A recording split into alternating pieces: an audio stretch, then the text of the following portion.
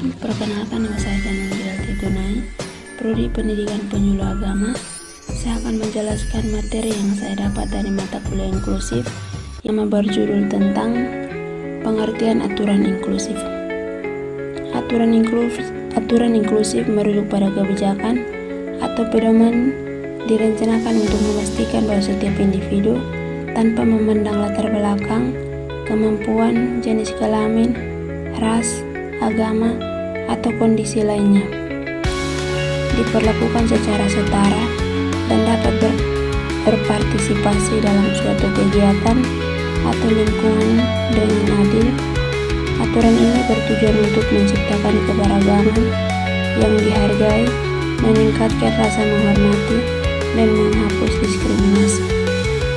Contoh aturan inklusif adalah sebuah sekolah menerapkan aturan yang memungkinkan anak-anak dengan berbagai kebutuhan khusus untuk belajar di kelas bersama dengan teman sebayangnya dengan dukungan dan adaptasi tertentu, misalnya menyediakan alat bantu dengar untuk siswa dengan gangguan pendengaran atau memberikan materi pelajaran dalam bentuk braille untuk siswa tunanetra.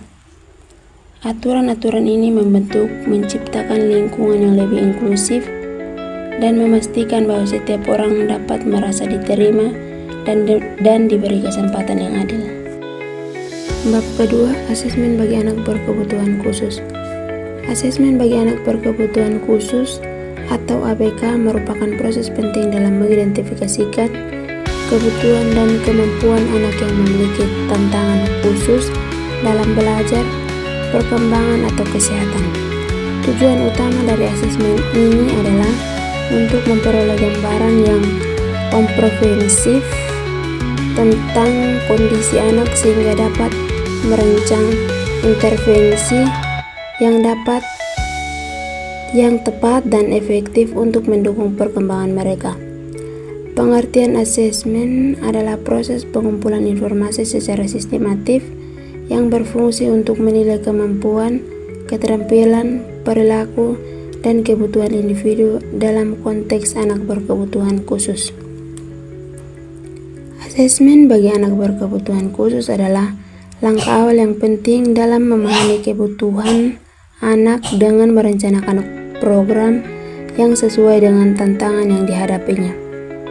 Dengan menggunakan pendekatan yang tepat, asesmen dapat memberikan wawasan yang mendalam untuk mendukung perkembangan anak secara optimal, baik dalam pendidikan maupun dalam kehidupan sehari-hari.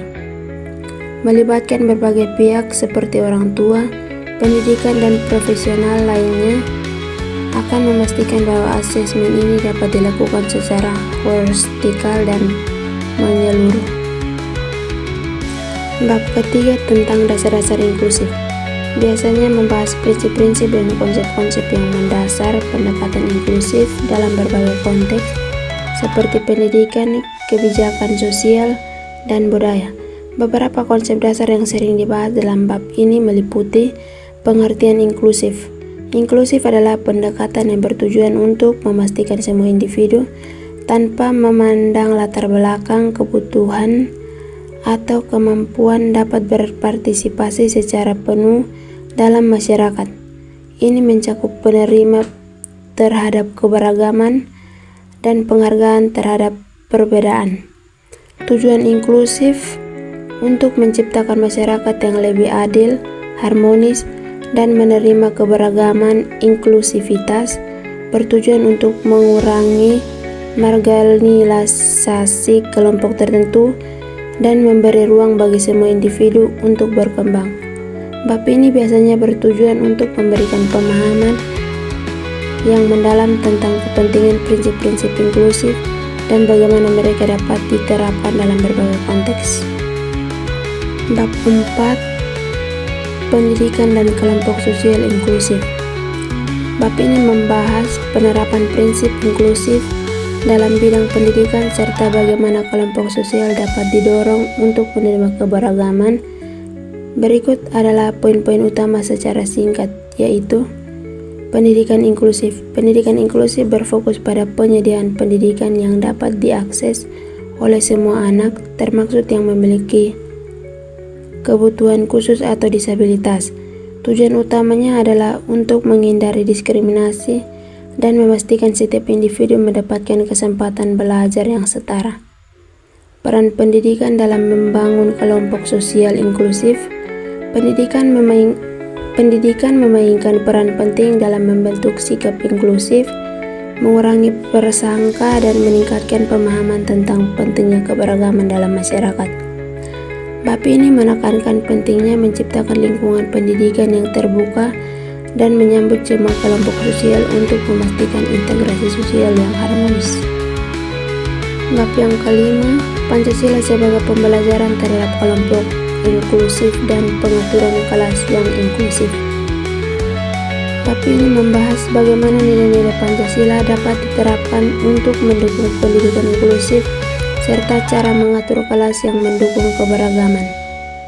Pancasila sebagai pembelajaran. Pancasila mengajarkan nilai-nilai dasar seperti kemanusiaan yang adil dan beradab, persatuan Indonesia, serta keadilan sosial yang mendukung inklusivitas dalam pendidikan. Nilai-nilai ini mengajarkan pentingnya menghormati perbedaan dan membangun solidaritas antara sesama yang menjadi dasar bagi pendidikan inklusif. Pengaturan kelas yang inklusif. Pengaturan kelas inklusif mencakup lingkungan yang ramah bagi semua siswa, termasuk mereka yang memiliki kebutuhan khusus atau disabilitas. Beberapa hal yang perlu diperhatikan dalam pengaturan kelas inklusif antara lain: desain ruangan kelas fleksibel yang dapat mendukung berbagai gaya belajar dan kebutuhan siswa. Metode pembelajaran yang diferensiasi, di mana pengajaran disesuaikan dengan kemampuan dan kebutuhan setiap siswa. Bab ini menekankan pentingnya Pancasila dalam menentukan karakter inklusif dan bagaimana guru dapat menciptakan ruang belajar yang mendukung keberagaman serta partisipasi aktif dari semua siswa. Bab yang keenam, tentang perencanaan media pembelajaran yang aksesibilitas, membahas bagaimana merencanakan media pembelajaran yang dapat diakses oleh semua siswa, termasuk mereka yang memiliki kebutuhan khusus. Berikut poin-poin utama secara singkat, yaitu yang pertama, pengertian media pembelajaran aksesibilitas. Media pembelajaran aksesibilitas adalah media yang direncanakan agar dapat digunakan oleh semua siswa tanpa terkecuali, termasuk yang memiliki disabilitas fisik, sensorik, atau kognitif. Yang kedua, prinsip-prinsip media pembelajaran aksesibilitas. Menggunakan teks yang jelas, font yang mudah dibaca, dan kontras warna yang tepat. Manfaat teknologi yang memungkinkan media pembelajaran disesuaikan dengan kebutuhan siswa, seperti teks pembaca layar, subtitle, atau aplikasi khusus untuk siswa dengan disabilitas. Menilai kebutuhan siswa secara individu, terutama siswa dengan disabilitas. Bab ini menekankan pentingnya merencanakan media pembelajaran yang inklusif dan aksesibilitas untuk memastikan semua siswa, termasuk yang memiliki kebutuhan khusus, dapat belajar dengan efektif. Bab 7. Sistem pendidikan inklusif.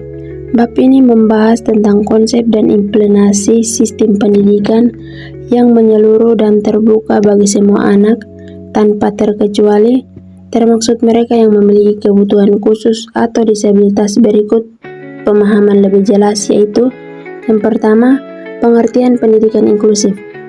Pendidikan inklusif adalah pendekatan pendidikan yang mengakomodasi keberagaman siswa, memberikan kesempatan yang sama untuk belajar, dan memastikan semua siswa dapat berpartisipasi dalam kegiatan pendidikan, baik di sekolah umum maupun di luar kelas.